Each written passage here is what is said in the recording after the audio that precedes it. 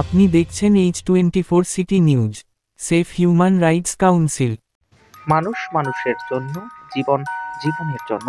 বিভিন্ন স্বেচ্ছাসেবী সংগঠন বিভিন্ন সময় মানুষের পাশে এসে দাঁড়িয়ে উদাহরণ হয়ে থাকে। সেই রকমই এদিন সেভ হিউম্যান রাইটস কাউন্সিলের পক্ষ থেকে কৃষ্ণনগর স্টেশন চত্বরে গরিব অসহায় দুস্থ মানুষদের হাতে খাবার তুলে দিল সেভ হিউম্যান রাইটস কাউন্সিলের সদস্যরা। এদিন উপস্থিত ছিলেন জাতীয় সভাপতি সিকান্দার আজম আনসারী এবং সম্পাদক সুব্রত দাস। এছাড়াও উপস্থিত ছিলেন অরবিন্দ মজুমদার, মানস পোদ্দার, আশিক শাহাদাত, জার্মান শেখ, সুপ্রিয়া কারক, মৌসুমী পাল এবং আরও অন্যান্য সদস্যবৃন্দরা।